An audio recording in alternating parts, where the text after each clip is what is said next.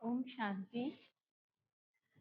आज 26/7/2026 रविवारचे अव्यक्त बापदादांचे महावाक्य. पुनर्चलित मुरली आहे 2/2/2011. आज बाबांनी विशेष महावाक्यांमध्ये सर्व मुलांना संतुष्ट मनी अर्थात संतुष्ट राहण्याची युक्ती सांगितली आहे. आपल्या भाग्याच्या स्मृतीद्वारे प्राप्ती कशी होते, आपल्या दृष्टीवृत्तीद्वारे किंवा प्रवृत्तीच्या द्वारे अनेकांना आपण संतुष्ट कसे करू शकतो याबाबत बाबांनी आज वर्णन केलेलं आहे महावाक्यांमध्ये. त्याचबरोबर रॉयल रूपाची माया, मान शानची माया कशा पद्धतीने येते आणि आपलं खातं जमा होता होता वजा कसे होते याचा इशाराही आज बाबांनी दिला. म्हणून बाबांनी आज काली रूप बनण्यासाठी सांगितलं, शक्ती स्वरूप बनण्यासाठी सांगितलं. तर चला आजचे महावाक्य ऐकूया. अव्यक्त बापदादांचे महावाक्य आहेत. मुरलीचं हेडिंग आहे, आपल्या भाग्य व प्राप्तींना स्मृतीमध्ये ठेवून सदा हर्षित व संतुष्ट राहा. दृष्टी, वृत्ती व प्रवृत्तीद्वारे संतुष्टतेचा अनुभव करवा, अनेकांना करवा. आज बापदादा सर्व मुलांना पाहून खूप आनंदी, खुश होत आहेत.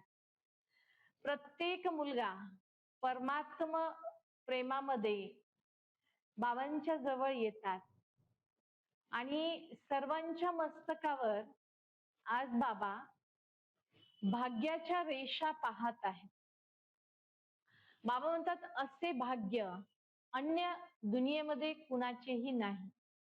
इतकं मोठं भाग्य पूर्ण कल्पात कोणत्याही आत्म्यास प्राप्त नाही.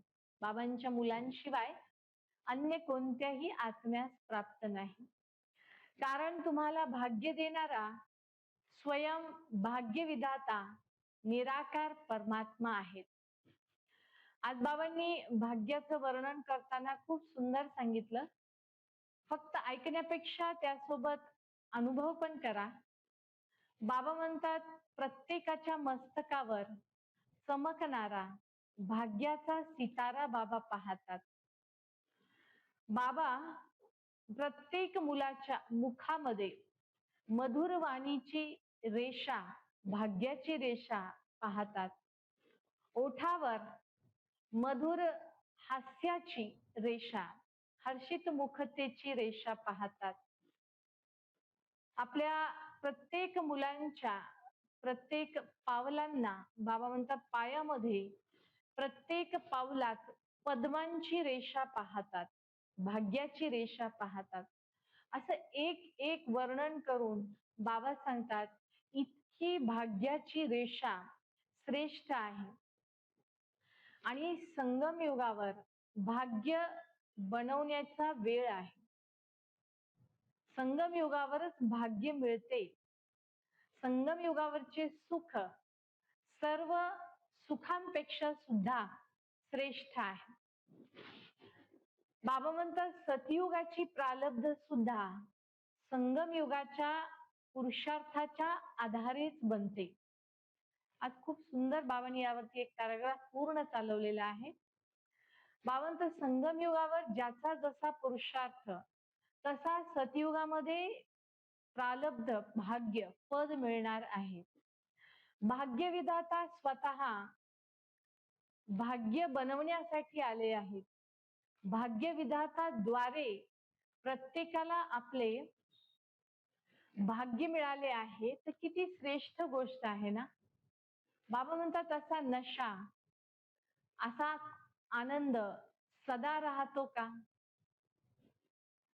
ही स्मृती, की भाग्यविधाता स्वतः आमचं भाग्य बनवत आहेत, ही स्मृती सदैव राहते का? बाबा म्हणतात प्राप्ती करण्याचा वेळ सुद्धा हाच आहे. प्राप्त करायचे होते ते मिळाले, पानात हासो पाल या, असा अनुभव होतो का? बाबा म्हणले ज्यांना असा अनुभव होतो की जे प्राप्त करायचं होतं ते मिळालं मला, त्यांनी हात वर करा. अप्राप्त वस्तू कोणतीही नाही ब्राह्मणांच्या खजान्यामध्ये. आपण बाबांची मुलं बनलो, ब्राह्मण बनलो, अप्राप्त वस्तू कोणतीही नाही. बाबा म्हणतात, बाबांना जाणले, बाबांना मानले आणि बाबांना आपले बनवले तरच आपले भाग्य आपल्याला श्रेष्ठ मिळेल. जाणल्यामुळे, मानल्यामुळे आणि आपलं बनवल्यामुळे भाग्य बनले आहे. बाबा म्हणतात, भाग्यवान आत्म्यांची निशाणी बाबा सांगतात, भाग्यवान आत्म्यांचा चेहरा नेहमी हर्षित असेल, त्यांचा चेहरा नेहमी आत्मिक खुशीने चमकलेला असेल. बाबा म्हणतात, त्यांची श्रेष्ठ दृष्टी, त्यांची श्रेष्ठ वृत्ती आणि प्रवृत्ती यामध्ये ते संतुष्ट राहतील आणि सर्वांना संतुष्ट करतील सुद्धा. त्यामुळे बाबांनी आज स्पष्टच सांगितलं की संगम युगावर श्रेष्ठ भाग्य बनवण्याची वेळ आहे. बाबा म्हणतात, तुम्ही स्वतः संतुष्ट व्हा आणि अनेकांना संतुष्ट करण्याची सेवा करा, दुसऱ्यांनाही संतुष्ट करा. बाबा म्हणतात, दुनियावाले सुख मागत आहेत, शांतीची इच्छा करत आहेत, सुख आणि शांती जागोजाग जाऊन शोधत आहेत. तर बाबा म्हणले, तुमचं जीवन तर सदैव संपन्न, बाबांनी आपल्याला संपन्न जीवन दिले आहे. तर ह्या नशेमध्ये, या स्मृतीमध्ये राहायचं आहे. आणि बापदादांची मुलांप्रती अपेक्षा, इच्छा आहे की माझा एक एक मुलगा स्वराज्य अधिकारी बनावा. अधिकारी नाही, स्वराज्य अधिकारी. आणि कधी कधी नाही, सदा. म्हणून पुढे बाबांनी सांगितलं की आत्मा मन बुद्धी संस्कारांची मालक आहे. जर मी आत्मा मन बुद्धी संस्कारांची मालक आहे ही स्मृती जर आपल्याला कर्म करताना राहिली तर बाबा म्हणतात ते पूर्ण अधिकारी आत्मा आहे. मालकपणाचा नशा आणि निश्चय पाहिजे. जितका मालकपणाचा नशा असेल, निश्चय, मालकपणाचा नशा कोणता सांगितला की मी या कर्मेंद्रियांचा सोबत सूक्ष्म कर्मेंद्रिय मन बुद्धी संस्काराचा मी आत्मा मालक आहे. तर मालकपणाचा नशा आणि निश्चय सदैव असायला हवा. बाबा म्हणतात की पुढे बाबांनी खूप सुंदर पॉइंट सांगितला की मनसा सेवेसाठी वेळ द्या. कारण आज दुःखी, अशांत, अप्राप्त आणि असंतुष्ट असे आत्मे खूप आहेत. तर त्या सर्व आत्म्यांना संतुष्टतेचं, सुख शांतीचं दान देण्यासाठी काही वेळ, बाबा म्हणतात तसं तर सदैव, परंतु काही वेळ, खास वेळ काढून मनसा सेवा करण्याची युक्ती बाबांनी सांगितलेली आहे. बाबांनी आज इशारा दिला की विपत्ती, आपत्ती अचानक येणार आहे आणि अचानक येणाऱ्या आपत्तीमध्ये आपल्याला जर पास व्हायचं असेल तर आपल्याला सेकंद मध्ये फुल स्टॉप लावण्याचा अभ्यास करावाच लागेल. बाबा म्हणतात सेकंद मध्ये फुल स्टॉप लावणे किंवा मनातील विचारांना स्थिर करता येणे या गोष्टीवर स्वतःच अटेन्शन ठेवा, लक्ष ठेवा. बाबा मुलांना आज भेटवस्तू सुद्धा देतात. बाबा म्हणतात मी तुमच्या सदैव सोबत आहे. आज अंडरलाईन केलंय ह्या वाक्यांना बाबांनी. मी तुमच्या सदैव सोबत आहे, हीच आहे मुलांप्रती भेटवस्तू. हजूर हाजीर. आणि बाबा म्हणतात जिथे परमात्मा प्रत्येक परिस्थितीमध्ये, प्रत्येक अवस्थेमध्ये जर ते सोबत आहेत, साथ देत आहेत, हजर आहेत, तर विजय निश्चित आहे. विजयी आपोआपच बनणार आहे. बाबा म्हणतात, प्रत्येक मुलगा प्रत्येक कर्मात आपल्या स्वराज्याच्या सीटवर स्थित राहावा, अशी बापदादांची मुलांप्रती इच्छा, अपेक्षा आहे, आश आहे. आश कोणती आहे? पुन्हा एकदा, प्रत्येक मुलगा प्रत्येक कर्मात आपल्या स्वराज्याच्या आसनावर स्थित राहून कर्म करावा.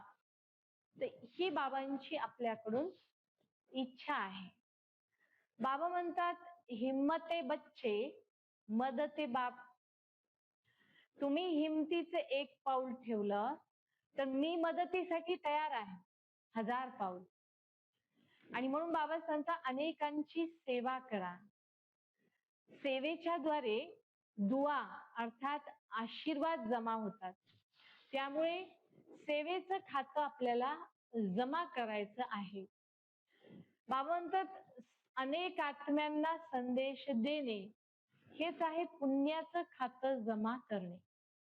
पुण्याचं खातं जमा करायची इच्छा सर्वांना असते, पण बाबा म्हटले अनेकांना संदेश द्या, अनेकांची सेवा करा आणि त्यासाठी हिम्मत आणि सोबत बाबांची मदत, ह्या सर्व गोष्टी बाबांनी खूप एक पॅराग्राफ याच्यावरती चालवले. पुढे बाबा सांगतात की वरदाताचा विशेष पार्ट जो आहे तो अमृत वेलेला चालतो. त्यामुळे अमृत वेलेला रोज नियमाने सकाळी उठून बाबांसोबत मनाची वार्तालाप करायची आहे.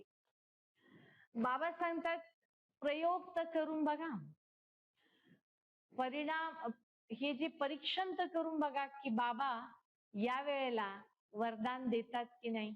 आणि वरदान मिळाल्यानंतर पुरुषार्थ सहज होत असतो. तर बाबांकडून वरदान घेण्याचा वेळ सकाळीचा आहे, अमृत वेला. बाबांचा प्रयोग करून बघा, परीक्षण करून बघा की बाबा मदत करतात की नाही, वरदान देतात की नाही. परंतु अमृत वेलेला मात्र सतर्क राहायचं आहे, सावधान राहायचं आहे. म्हणजे झोपेच्या धुंदीमध्ये राहायचं नाही. कारण बाबा म्हणतात, सतर्क सावधान का राहा? कारण जर आपण सतर्क नसू नाही तर मग बाबा चक्कर लावून निघून पण जातील ना. म्हणून अटेन्शन शब्दाला बाबांनी आजच्या महावाक्यामध्ये अंडरलाईन केलेला आहे. अटेन्शन, लक्ष द्या, खबरदार राहा. बाबा म्हणतात, आम्हालाच पुरुषार्थ करायचा आहे, संस्कार परिवर्तन मलाच करायचे आहे, असा मनामध्ये दृढ संकल्प करून दिवसभर त्याचा अभ्यास करा की आज मला या संस्काराला संपवायचा आहे. या संस्काराला संपवण्यासाठी प्रयत्न करायचा आहे. आणि मग रोज रात्री आपला आपला स्वतःचा चार्ट लिहा. बाबांनी स्पष्ट सांगितलेलं आहे, अटेन्शन असेल तर टेन्शन समाप्त होईल, अटेन्शनची कमी असेल तर टेन्शन यायला लागेल. संघटनमध्ये बाबा म्हणतात संस्कार मिलन पाहिजे. आता संगम युगाचा वेळ आहे ना, तर या संगम युगाच्या वेळेमध्ये आपल्याला संस्कार मिलनची रास करायची आहे. जिथे संस्कार मिलन होतील तिथेच आपण देवता बनू. संस्कार मिलन नसेल तर आपण देवता नाही. बाबा म्हणतात, बनायची आहे हा दृढ संकल्प तर ठेवा. मुरली रोज विधीपूर्वक वाचायची आहे. विधीपूर्वक म्हणजे बाबांनी आज पूर्ण अर्ध पेज यावरती सांगितलेलं आहे. एकतर मुरली कधीही मिस करायची नाही, चुकवायची नाही. आणि जसे जेवण आपण नियमपूर्वक करतो, पोटासाठी भोजन आपण खातो नियमपूर्वक आहे ना, नियम पालन करतो, तसंच ब्राह्मण म्हणजे मुरली ऐकणारे आणि सेवा करणारे. तर म्हणून बाबा म्हणतात की आपण ब्राह्मण आहात तर मुरलीवरती जसं वेळ काढून भोजन करतो, तसा शरीराचं भोजन आहे जे आपण अन्न खातो, तर आत्म्याचं भोजन आहे मुरली. त्यामुळे मुरलीवरती आपलं अटेन्शन पाहिजे. आणि ब्राह्मणांची व्याख्या सांगितली की जे मुरली ऐकणारे आहेत आणि सेवा करणारे आहेत. अच्छा, भावानी मग एक एक टायटल आठवण करून, प्रत्येक मुलांची आठवण करून, विशेष सुमधुर आठवण आणि सर्वांना नमस्ते केलं. आपणही म्हणायचं आहे आत्मिक पित्याची आत्मिक मुलांना नमस्ते. आपण म्हणायचे आत्मिक मुलांची आत्मिक पित्यास नमस्ते नमस्ते. आजचं वरदान आहे शक्ती स्वरूपाच्या स्मृतीद्वारे पतित संस्कारांचा नाश करणारे काली रूप भवा. खूप सुंदर वरदान. सदैव आपले स्वरूप स्मृतीत ठेवा की मी सर्व शक्ती शस्त्रधारी शक्ती आहे. सर्व शस्त्रधारी शक्ती आहे. मी पतित पावनी आत्मा आहे. तर पतित आत्म्यांची नजरेची सावली सुद्धा आपल्यावर पडू शकत नाही. पतित विचारही चालू नये असे शक्तिशाली आपली अवस्था पाहिजे. जर कोणाची अशी पतित नजर पडत असेल तर शक्तिशाली नाही, प्रभावशाली नाही. जे स्वतः संहारी आहेत ते कुणाचा शिकार कसं काय बनू शकतात? मग काली रूप बनायचं आहे तर माया आपोआप मूर्छित पडेल.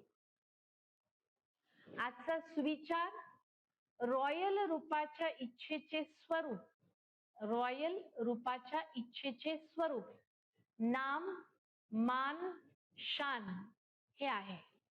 अव्यक्त इशारा ज्वाला स्वरूप स्थितीत राहून शक्तिशाली बनण्यासाठी आठवणीचा अभ्यास. सारथी बना. सारथी अर्थात आत्म अभिमानी स्थिती. मी या शरीरामध्ये या कर्मेंद्रियांचा सारथी आहे, रथी आहे. या विधीने नंबर 1 सिद्धी प्राप्त केली जाऊ शकते, जसं ब्रह्मा बाबांनी केलं. म्हणून बाबांनी सांगितलं की आत्मा रथी आहे, सारथी आहे असं समजून पाहणे, ऐकणे हीच आहे आत्म अभिमानी स्थिती, ज्याद्वारे माया आपल्यावरती वार करू शकत नाही. मायापासून आपण आपोआप निर्लेप बनाल. मायाचा लेपछेप नाही लागू शकणार. या सर्व गोष्टींचं विस्तृत विश्लेषण आज अव्यक्त बापदादांनी महावाक्यांमध्ये केलेलं आहे. आपण नक्की याचा निश्चित खूप चांगला अभ्यास करूया. ओम शांती.